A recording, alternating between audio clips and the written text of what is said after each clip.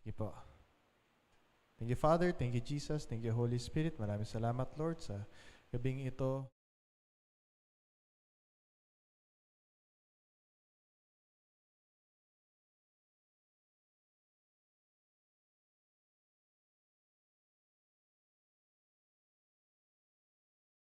Kinig ng inyong salita at ito po ay ma-apply namin, ma-store namin sa aming puso. We thank you in Jesus' name. Amen. Amen po. So, bago po ang lahat, inaanyayaan ko po kayo na hindi naman po umattend, but i-advertise po natin ang ating coming na healing, evening of prayer, healing prayer meeting sa June 12. Prayer meeting, prayer and healing na bago po as of 6:30.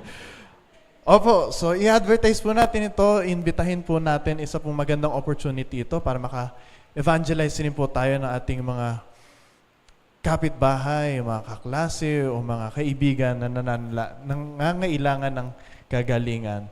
So, ano po ulit? Kailan po? June? Ano po ang meron? Final answer na po ba? Okay po. Okay po. So, dako na po tayo sa ating text for this evening. Matatagpuan po sa James chapter 5 verses 14 to 15.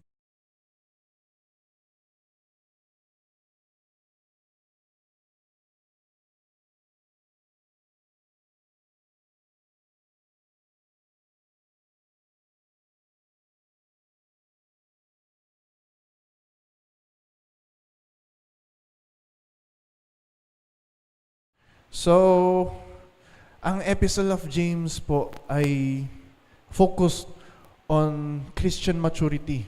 Matatanda niyo po nung April, nasa James chapter 1 na rin po ako. Nakafocus po dito yung ating pananampalataya sa ating Diyos, ating faithfulness sa ating Panginoon at ang ating conduct toward others. So is anyone among you sick? Balikan po natin yung 14. Si James po ay nagtatanong dito, meron ba sa inyong may sakit? Nakakaramdam ng paghina. Sick meaning weak in the physical, or meron kang illness sa iyong katawan, o ikaw ay nakakaranas ng paghihina physically. Pwede rin pong spiritually. So is anyone among you sick?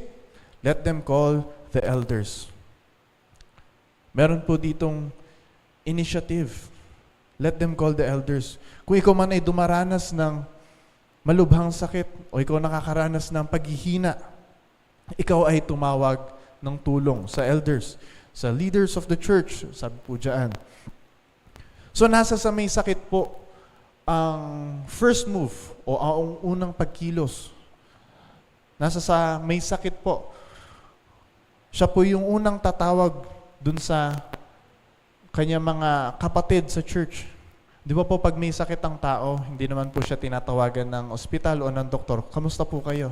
Hindi po, di ba ang unang tatawag dyan ay yung may nakakaramdam, yung may kailangan ng urgent help. Sila yung lalapit sa doktor, sila yung tatawag sa MMC po. So, ayun po. So, call the elders to what? To pray over them. So dito pa lang nahihirapan na po ang karamihan sa atin. Yung paghingi ng tulong o tawagin si sister, pag-pray mo naman ako, may nararamdaman ako. Pag-pray mo naman ako, may battle ako ngayon. Minsan nahihirapan po tayo doon. And some ay nahihirapan rin sa pag-recognize o pag-accept mismo, pag-acknowledge na kailangan nila ng tulong o meron silang ganitong condition. Nahirapan sila. If you recognize yourself na as one of those people na tinatawag ni James na sick, tinatanong niya, it means na ina-acknowledge mo that you are really in a poor condition. Whether it's physical or more on physical po tayo. Pero pwede rin pong spiritual. Ina-accept mo yung fact na hindi mo kayang magdurusa o mag-suffer in private, na hindi mo kayang mag-suffer ng iyong illness on your own. At ito rin yung sinasabi sa atin ng ating Panginoon, that no one should suffer by himself. Pag ikaw ay nagdudurusa, dapat ito ay sinasabi mo sa tamang tao. Ayun nga, call the elders of the church. So dito po, sa buong New Testament po, pinakita rin ang pangangailangan o pagtawag sa mga elders o sa ating mga leaders in faith sa proseso ng healing. Punta tayo sa Luke 7 verse 3. Familiar po tayo sa centurion. Di ba po may sakit yung kanyang servant, kailangan ng healing. At nung nabalitaan niya na kay Jesus, di ba po? Kung nanonood rin po kayo ng The Chosen, isa po siya sa hater ni Jesus Christ. Pero nung kailangan na niya ng kagalingan at nalaman niya, when centurion heard of Jesus, ano po ginawa niya? Tinawag niya yung mga elders. Kinailangan niya yung mga elders para makalapit kay Jesus Christ.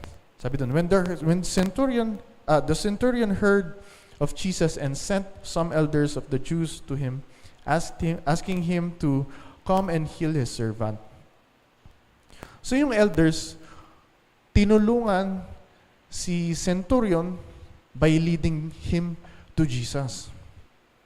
So sa atin, when the elders of the church pray sa mga taong nangangailangan ng prayer, nang may sincere faith, importante po yun, nang may sincere faith, ang Panginoon po ay ira-rise up yung taong may sakit na yun. Pero hindi po natin kailangan yung elders as mediators para sa healing.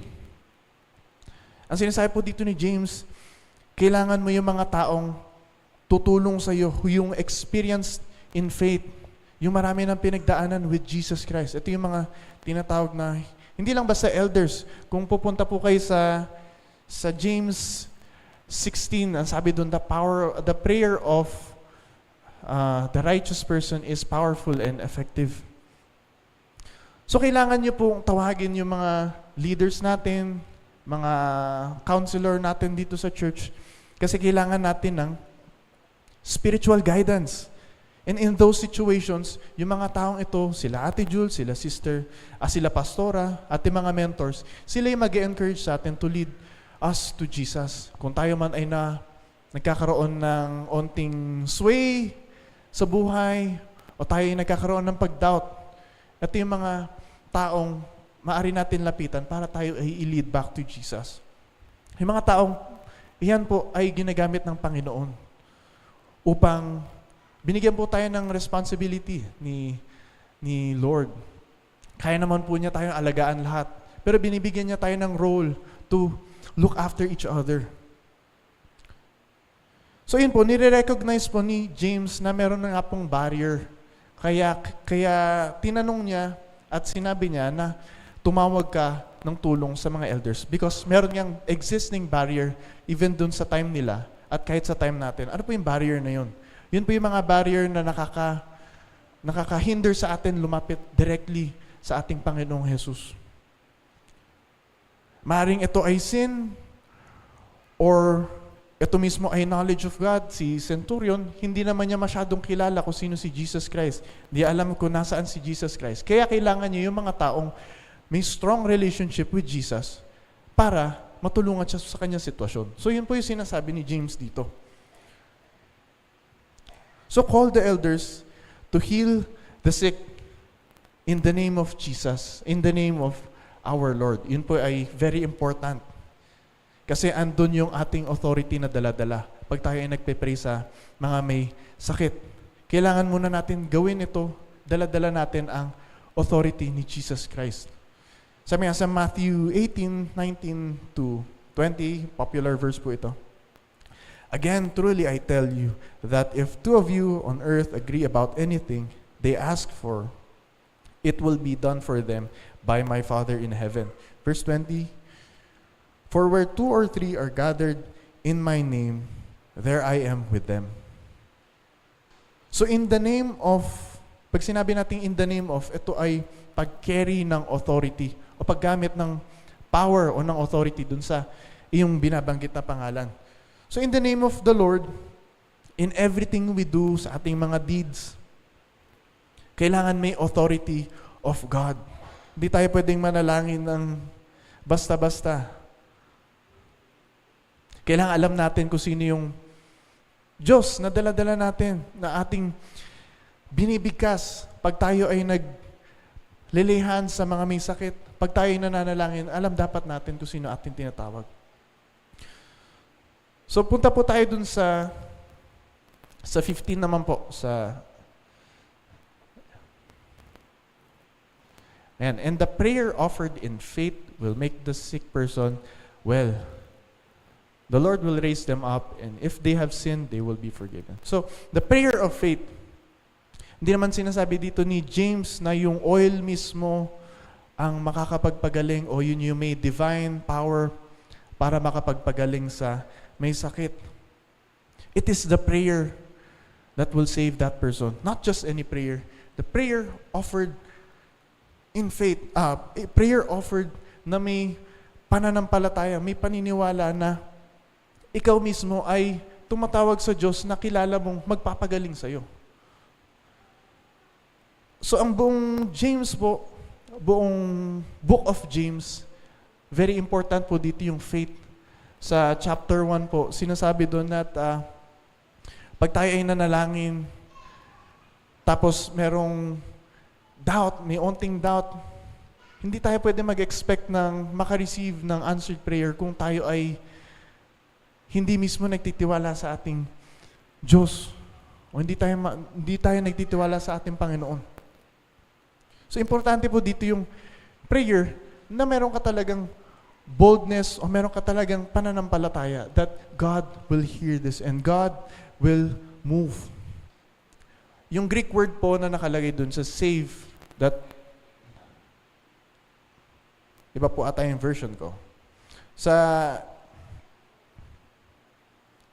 Na-mention po doon that the prayer offered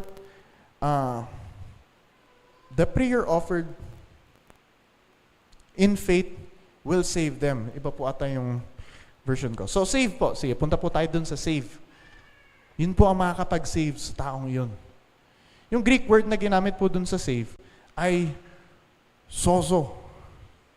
Sozo. Ito po ay used in a context ng salvation ang pinag-uusapan, or if you are talking about a person that is gravely ill. So same word po na ginamit na save if you are talking about sickness ng ating katawan o sickness ng ating spirit. So the prayer of faith will save that sick person and the Lord will raise him up. The Lord will raise them up. Yung raise him up, nabanggit po natin nung last Sunday, means to rouse, awaken from sleep. Natatandaan po natin ang last week. So parang sinasuggest po dito na ang pinatutukuyan dito ni James ay either ang taong ito ay nasa deathbed niya, hindi makabangon dahil sa malubhang sakit, or ito ay taong hindi makabangon mula sa kasalanan. So yung sinasabi pong raise doon ay maaring patukuyan kung ikaw ay ill o ikaw ay in poor condition sa spirit or ikaw ay in poor condition sa iyong physical. Therefore, if you have illness, ikaw ay may poor condition sa iyong katawan, you should confess it to your brothers and sisters in Christ para ikaw ay mapanalangin sa specific na bagay na kung ikaw man ay may frozen shoulder o masakit ang iyong hita, specifically mapapag-pray yan ang matutulungan ka ng iyong kapatid para maipanalangin ito. At the same time, kung ikaw naman ay may sin na nakomit, diyan po, confess your sin. Parehas lang po, di ba? Tatawag tayo sa ating elders, kung babalik tayo sa verse 14, tatawag tayo sa ating elders of the church and they will pray over us. Kung ikaw ay may kasalanan na nakomit, confess it to your brothers and sisters na iyong mentor talaga. Hindi naman tayo basta-basta magsasabi sa kung kani-kanino. Ito ay sasabihin natin sa tamang tao na gagamitin ng Panginoon. Confessing your sin and the Lord will listen. At ikaw ay mariraise up sa iyong kasalanan.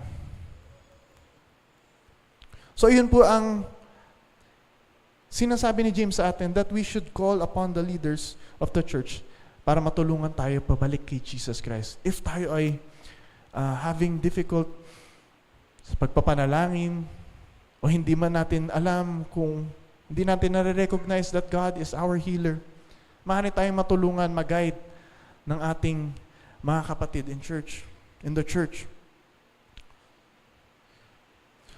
So kung ikaw ay nagpe-present ng iyong request sa Panginoon, kung ikaw ay may nilalapit sa Kanya, isipin mo, ang prayer ba neto ay binabato mo lang kay Lord, pero sa iyong puso hindi ka talaga nagtitiwala na gagaling ka? O ikaw mismo ay lalapit sa Panginoon with boldness, believing that your God is the God na iyong sinasabing iyong healer. So therefore, brothers and sisters, I urge you that if you yourselves na-recognize mo ang sarili mo na ikaw ay sick, in poor condition, tayo ay lumapit. Huwag tayo mahiya. Tayo ay lumapit sa ating mga leaders of the church, sa ating mga mentors, sa ating mga disciplers. Tayo man ay may pinagdadaan ng sakit. Huwag tayong mahiya na makita ang mga pangalan natin sa BCC group chat. Huwag tayong mahiyang lumapit. Tanggalin natin yung barrier. Kung tayo man ay nahihiya o tayo man ay doubtful na ipagpe-pray ba ito ng ating kapatid, tanggalin po natin yan. Basta i-present lang natin yan. Tutulungan po tayo ng ating mga kapwa dito sa church. Ating mga brethren sa church. Ating mga prayer warriors. Amen po. So sila po ang kasama natin magpe-pray tonight. Kung tayo man po ay may pinagdadaanan, we will pray together in the name of Jesus. Amen po. So tayo po ay manalangin. Thank you, Father. Thank you, Jesus. Thank you, Holy Spirit. Maraming salamat, Lord. At tunay nga po, kayo po ang Panginoon na aming malalapitan in times of trouble, and especially now, aming pong pine-prepare ang healing. Next week po, sa aming prayer meeting, nawa, Lord, kayo po ang mangusap, Lord, sa aming mga kapatid na hindi po sila mahiya na i-present ang kanila po mga prayer request. And Father, help them. And kayo rin mangusap sa kanila. We know how you value our faith. Kayo po ang patuloy na mag-strengthen ng aming faith, Lord. And we also pray for our prayer warriors, our brothers and sisters na inyong ginagamit upang mag-lead, mag-encourage sa bawat isa. Kayo po ang magbigay sa kanila ng compassion, ng heart, ng may concern para po sa kanila mga kapatid in Christ. Kayo po ang patuloy na mag-strengthen sa amin, and kayo lang po ang amin tatawagin in these times, anuman pong oras, anuman pong panahon na aming buhay, kayo lang po ang amin tatawagin. Kayo lang po ang aming pupurihin, pasasalamatan. Maraming salamat, Jesus. Amen.